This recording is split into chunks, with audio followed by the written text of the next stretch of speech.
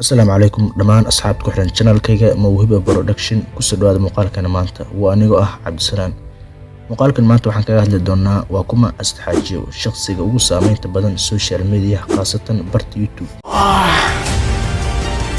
سنتين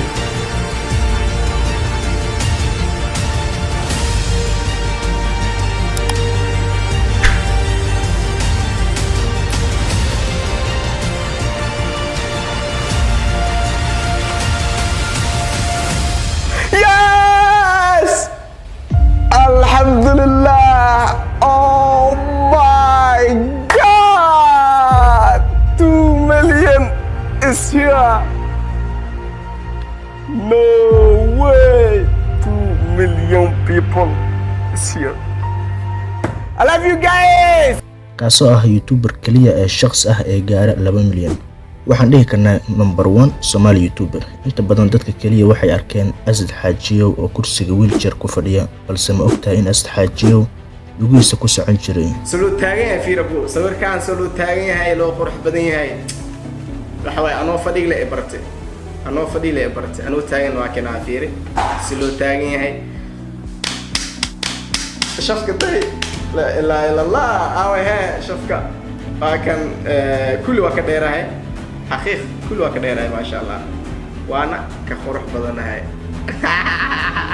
balse uu ku waxyeeloobay qalalaasaha Soomaaliya taariikhdu markay ahayd 17 August 2012 asagoo lagu dhaawacay xaruntiisa shaqo ee magaalada Marko 17 August 2012 waxay ahayd maalin subax saacaduna ahayd 2 saac subaxnimo meesha goobtana waa dukaankii oo ku yaalo magaalada Marka حاجة جنرال تريدينج كمباني مقالة النقاد بأخصنات أنا كالوريك باجري الدولة دائما نيسي ما شاء الله ودابعه لو خفا يتمد هل خف بنان كوي استاجي هل كلنا إلا يوحي ولفتي لحبضات إلا انكدعو مركا أنا مركا سمير كبير ماشي كمير بالي يقول له معنا ودنت إنك وضيع التمينس وحقيقي تجين أنا دنت عمل وإدلين بعمل هذا الحمد لله وانول هاي وكان أنيق واي ومدمن وانول هاي هذا يجي دخوفكسان سمي واك الحمد لله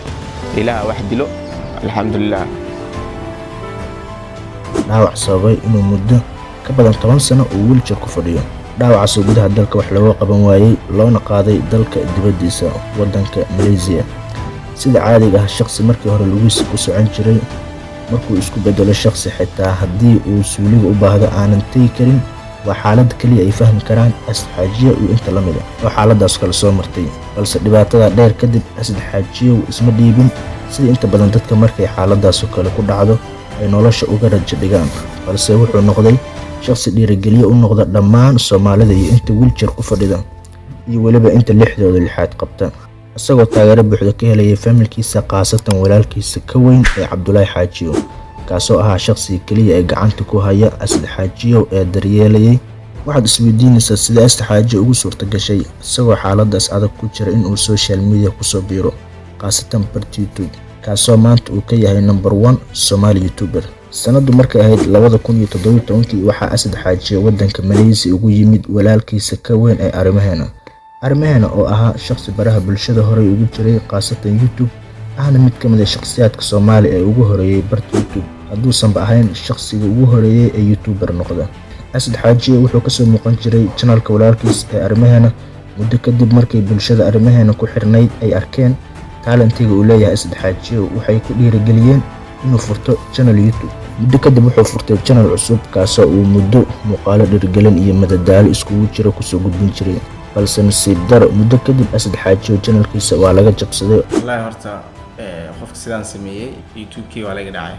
أنا فيديو دقار ربي دورتان ويسور دقل ويسي دورتان كهرنا أرماني ومقنا أسكنا notification أو حي صدق ياسينو سأكتبه هذه كمان كلا يقل عمل أرمانا الاستعمال جري لودين لهن وركيا سعد هذه كتبنا سجيم كوسح ويسكال شيكي وركاسون ناخذي أنا فيديو نيسور دقار ربي أكون كده نخطكم مجربه هذا لا يسارع أو حاجة بسيطة قالوا hackers taasoo sababtay inuu isdhiibo uu yiraahdo bas YouTube waan iska daynayaa laakiin wuxuu taageer ka helay walaalihiisa iyo waliba taageerayaashiisa oo ku dhiirigeliyay inuu mar kale YouTube furto oo uusan niyad jabin. Intaa kadib Asad Xaajiyo wuxuu furtay channel kale kaasoo markii ugu horeeyay gaaray 100,000 subscribe taariikhdu markay ahayd 10 Maars 2020. inaa keegaas aad ila jirtaan, inaa keegaas hal mar isla dumino, inaa keegaan hal mar wada cunno insha Allah. marka waa kina waaye 100,000 subscribers keegaas aan u talgalay. kadib wuxuu gaaray 200,000 300,000 400,000 500,000 600,000 700,000 800,000 900,000 ilaa uu ka gaaray 1 million subscribe.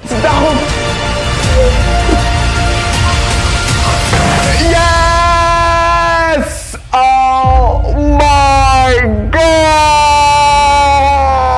marba ka dambeysa subscribe iyo taageerayaasha uu helayo ay kor u sii kacayeen ilaa uu ugu dambeyn ku fariistay kursiga number 1 Somali YouTuber. heerkan maanta uu Asad Xaajiyo joogo kuma soo gaarin kaliya dream amriyo, balse wuxuu la yimid dadaal kaasoo uu kaga sarmaray dhammaan YouTuberska Soomaaliya, dadaalkaasoo uu ku kasbaday qulubta taageero badan. waxyaabo Asad Xaajiyo ka dhigay in uu yahay number 1 Somali YouTuber waa in uu maalin kasta muuqaal uu soo dhigo kaasoo weliba xiisiisa wata. sidoo kale wuxuu xooga saaraa sidii uu maalin kasta ku soo gudbin lahaa barnaamij cusub kaasoo asaga u qaasa oo aanan shaqsi Soomaali kaga horeyn. sidoo kale Asad Xaajiyo wuxuu isku bedelay shaqsi dhalinyaro badan soo saaro, kuwaasoo qaarkoodba ay maanta haystaan in ka badan 500,000 ama 500,000 oo subscribe, isagoona tiimkaas ugu magac daray Team 27. ugu dambeyn halkan waxaan ka salaamayaa Asad Xaajiyo, waxaan ugu hambaleynayaa inuu yahay number 1 Somali YouTuber, waana shaqsi ani ahaan role model ah.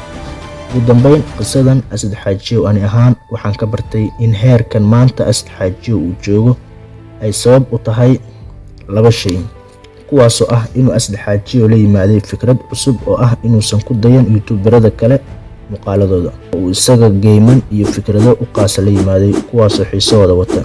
midda labaadna waa in uu joogteen adag la yimaaday oo uu maalin walba muuqaal soo dhigayay muddo ku dhow 3 sano. ugu dambeyn daawada maxaa kaaga baxay sheekadan? mase jirtaa shaqsi kale oo aad xiiseynayso inaad wax ka ogaato? hadday tahay jawaabtaadu haa, haddaba nagula wadaag qaybta faallada ee hoose shaqsiga YouTuber ee aad xiiseynayso inaad qisadiisa wax ka ogaato.